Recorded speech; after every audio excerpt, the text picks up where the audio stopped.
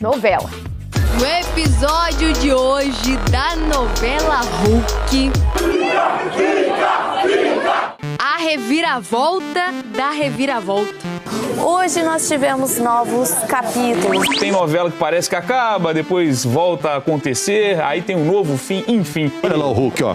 Tá preocupado, Hulk? Uma novela que não sai da boca do povo há mais de 10 dias. Fica, Hulk. Mas se ele não quiser ficar, entendeu? Ô, Hulk, vai com Deus. Com aquela boa dose de polêmica.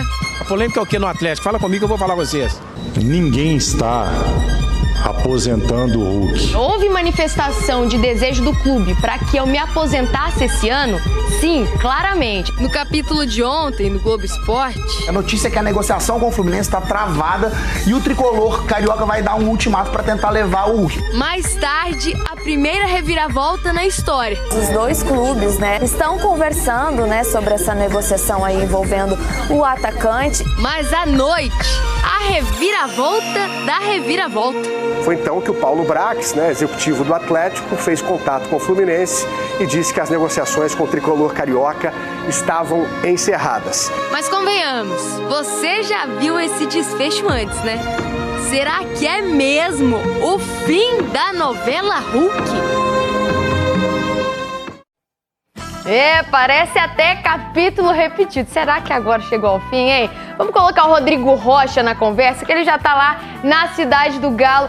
Rocha, o Atlético estava negociando diretamente com o Fluminense e o Galo fez alguns pedidos ousados, né? Lud, novela nível Manuel Carlos, né? O Maneco que nos deixou aí esses capítulos que não acabam entre Hulk, Atlético e Fluminense.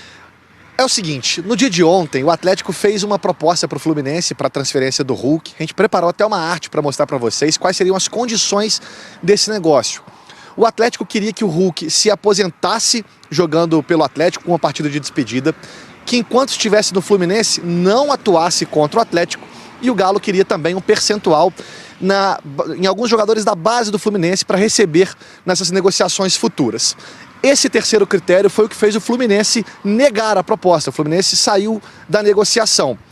Até à tarde não havia um consenso na cúpula de futebol do Galo sobre a negociação. A recusa do Fluminense nesse critério e uma reunião que houve à noite entre Paulo Brax, Rafael Menin e Rubens Menin definiu que o Galo de fato recuaria e encerraria as conversas. A gente toma cuidado, porque como uma novela, claro, os próximos capítulos acontecem, as conversas podem ser reabertas, mas de momento a negociação entre Hulk, Atlético e Fluminense encerrada, ele fica no Galo. Lud. Valeu, Rodrigo. E enquanto aguarda essas definições, o Galo tem esses reforços por aqui, Renan Lodge, lateral, Preciado, equatoriano, também lateral, Maicon, ex-Corinthians, meio-campista. Aí aparece também o Vitor Hugo, meio de campo que estava no Santos, pertencia ao Flamengo, o Alan Minda, também equatoriano, jovem de 22 anos, que aparece ali na seleção do Equador. Galo tem esses reforços por enquanto, mas o São Paulo tem mais. Dizem que não é fácil arrancar um sorriso dele, mas a massa até que tem conseguido. Jorge Sampaoli nunca escondeu que o apelo da torcida foi fundamental para a volta dele ao Atlético. Na primeira passagem, em 2020, por pouco não foi campeão brasileiro, mas deixou um legado. Montou boa parte do time que conquistou o título no ano seguinte, sob o comando de Cuca. Comemore, Clube Atlético Mineiro! Você é o campeão do Brasil! E ganhou fama de chato. Aquele treinador que não dá sossego para a diretoria. Tá sempre pedindo contratações. Fui ali conversar com ele, ele obviamente me fez alguns pleitos, né? Eu não posso sair falando aqui, começa a ficar até com a cabeça meio quente aqui, né? Era assim em 2020 e continua em 2026. Estou todo dia falando com o diretor esportivo e inclusive os donos do clube. Nós temos que tentar trazer jogadores de alto nível e que cheguem o mais rápido possível. Hoje, o técnico argentino vive uma situação parecida com a de 6 anos atrás. Comanda uma nova reformulação no elenco do Atlético. A diferença está na grana. Em 2020, o clube decidiu abrir os cofres e fez 12 contratações. Nessa temporada, o dinheiro está mais escasso e as negociações mais difíceis. Até agora, o Galo trouxe 5 jogadores. Nós temos que trazer jogadores que sejam solução. O Sampaoli tem cobrado reforços, especialmente para 2 posições. As posições de volantes e centroavantes são uma necessidade hoje. A diretoria sabe os nomes e as necessidades. Com pouco poder de investimento, o jeito é ser criativo. E quem gosta de pedir, tem que conhecer o mercado. Sampaoli tem ajudado a diretoria a encontrar jogadores não tão famosos, mas que podem ser úteis, como o lateral direito Preciado e o atacante Minda, ambos da seleção do Equador. Os jogadores que chegaram ao Galo são recomendação minha, em conjunto com a diretoria esportiva. Não tem nenhum jogador que chegou que eu não tenha aceitado de todos até agora. Quanto às saídas, o treinador opina, mas nem sempre decide. Ele diz, por exemplo, que o futuro do Hulk não está nas mãos dele. É um assunto muito mais institucional do que esportivo. Sinceramente, não tive conversa com ele. Estamos treinando e preparando. Sobre a possibilidade do atacante Rony ser negociado, Sampaoli foi direto. Ele deixa tudo em campo. Eu valorizo e aprecio. É uma situação mais dele que minha. Se ele quer mudar de ares, aqui não pode ficar nenhum jogador que não esteja feliz. A felicidade do treinador depende do elenco que ele vai montar. Quem sabe com mais reforços, Sampaoli fique mais sorridente. São Paulo querendo movimentar ainda mais essa janela. O Atlético está fora da Copa São Paulo de Futebol Júnior após ser derrotado por 3-1 pelo Ibrachina, nesta terça-feira, na Ibrachina Arena, em São Paulo.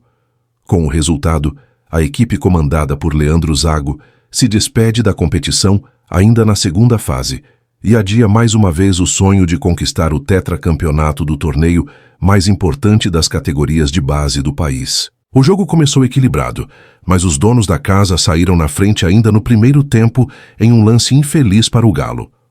O goleiro Pedro Cobra chegou a defender a cobrança de pênalti de Henrico, porém, na sequência, Victor Gabriel acabou desviando contra o próprio gol. O zagueiro, inclusive, havia sido o responsável pela penalidade.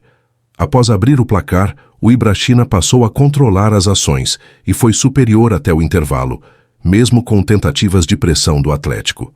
Na volta para o segundo tempo, o Atlético demonstrou reação. Logo aos 7 minutos, Eric marcou um belo gol de falta e deixou tudo igual, trazendo novo ânimo à equipe mineira.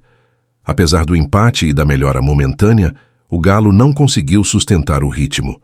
Aos 22 minutos, Luiz Fernando recolocou o Ibrachina em vantagem. Já nos acréscimos, aos 48 minutos, Vicente marcou o terceiro gol e selou a classificação do time paulista.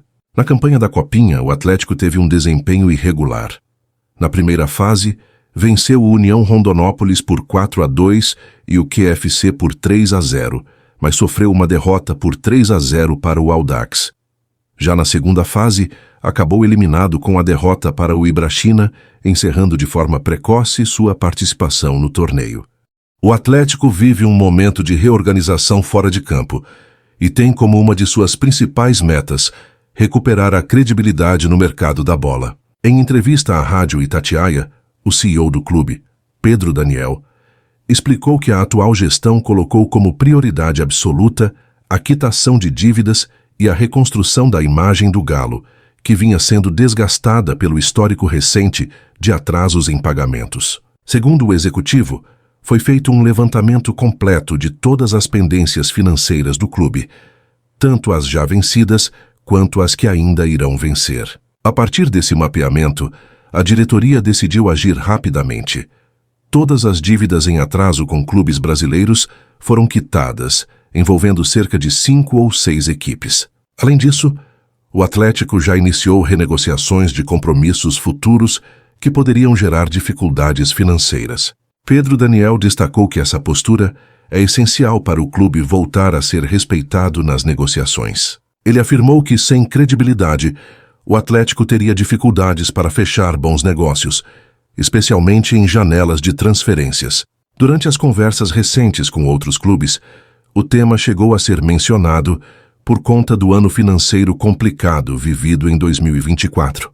mas a diretoria fez questão de mostrar que existe uma mudança clara de postura. O CEO reforçou que a nova gestão, junto aos acionistas e ao corpo executivo, assumiu como princípio inegociável o compromisso de honrar todos os acordos firmados. Apesar de reconhecer que o clube ainda foi questionado pelo histórico de comprar e não pagar, Pedro Daniel acredita que essa fase está sendo superada e que o Atlético entra em um novo momento, com foco em responsabilidade financeira, transparência e nome limpo no mercado.